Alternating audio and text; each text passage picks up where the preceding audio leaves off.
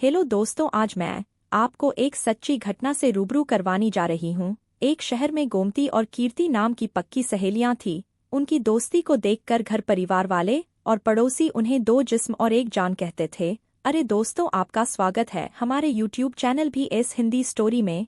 दोनों सहेलियों ने शहर में ही एक साथ पढ़ाई की थी। आगे की पढ़ाई के लिए उनको बाहर जाना होगा। गरीबी और पर्दा प्रथा की वजह से उनके परिवारों ने आगे दिलचस्पी नहीं दिखाई। नतीजतन वे दोनों घर पर ही रहकर परिवार के साथ सिलाई का काम करने लगी। गोमती कब जवान हो गई, उसकी समझ में नहीं आया। घर के बड़े बूढ़े जब उसे डांटते और बोलते ही कि अब तू बड़ी हो गई है, तू ठीक से कपड़े पहनकर बाहर निकला कर, अकेले घूमने मत जाना, बहू इसके ऊपर नजर रखना, अब तेरी छोटी बच्ची थोड़े ही है बड़ी हो गई। वह सोचती, आखिर मुझ में ऐसा क्या हुआ है।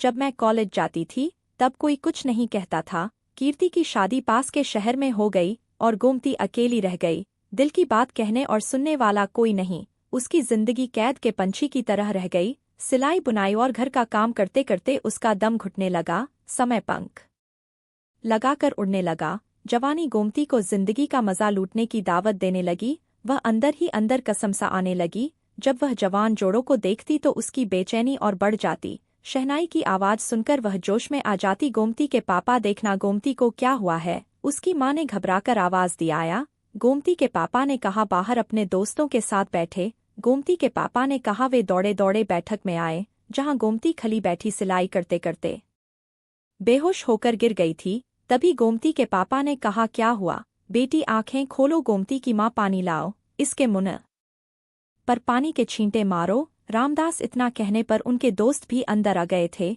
यह कैसे हो गया। तभी गोमती के पिता रामदास बोले कि क्या बताऊं। गोमती बैठे बैठे सिलाई कर रही थी कि एकाएक बेहोश होकर गिर पड़ी। सभी पापा के फ्रेंड बोली की कहानी कोई और बात तो नहीं है जिस वजह से यह बेहोश हो गई। इतना कहने पर गोमती के पापा बोले, मेरी बच्ची घर पर ही रहती है और उसे किसी बात की टेंशन भी नहीं है। फिर गोमती की माँ ने कहा, कहीं इसके ऊपर किसी ने काला जादू तो नहीं कर दिया।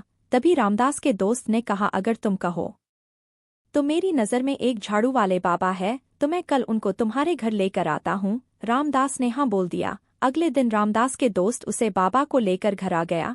वह बाबा देखने में थोड़ा अजीब था। जैसी ही गोमती ने बाबा को देखा वह डरने लगी। तभी गोमती की माँ ने कहा, गोमती यह तुम्हारी तबीयत सही करने के लिए आए हैं।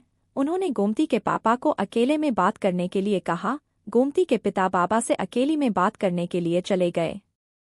बाबा ने कहा, मुझे गोमती से कुछ अकेले में बात करनी पड़ेगी और उसका इलाज भी मुझे अकेले में ही करना पड़ेगा, क्योंकि काला जादू का उपाय अकेली कमरे में ही किया जाता है। गोमती के पिता मास्टर थे, उन्होंने भी हाँ बोल दिया। बाबा और गोमती के पिता के दोस्त दोनों साथ में मिली हुई थे। बाबा ने जैसे ही गोमती को अपने पास बुलाया और उसने बोला कि गोमती तुम इस दवा को खा लो। गोमती ने उसे दवा को खा लिया। दवा को खाने के बाद गोमती बेहोश हो गई और बाबा ने उसके साथ वह सब किया।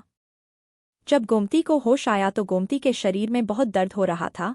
गोमती ने अपनी माँ को बताया कि माँ, मेरे शरीर में बहुत दर्द हो रहा है। तब उसकी माँ ने कहा, कुछ नहीं, सब सही हो जाएगा। गोमती ने कहा, पहले मुझे ऐसा कभी दर्द नहीं हुआ। आपने सोचा क्यों न आज बाबा का उपाय देखूंगी। फिर अगले दिन बाबा आ गया। जैसे ही बाबा ने गोमती को दबा दी और बोला कि इस दवा को खा लेना, गोमती ने हाँ में सिर हिला दिया, पर उसने उस दवा को नहीं खाया। उसने बेहोश होने का नाटक किया। बाबा ने सोचा कि यह बेहोश हो गई है। तब बाबा ने अपने दोस्त को बुलाया और दोनों ने मिलकर उसके साथ वह सब करने की कोशिश की। तभी उसने अपनी आंखें खोल दी और बाबा का असली रूप देखकर वह हैरान हो गई और रूम से बाहर आई। तभी उसने अपने पापा को बताया कि इन बाबाओं पर किसी को भरोसा नहीं करना चाहिए। दोस्तों, आज की कहानी यहीं पर खत्म करते हैं।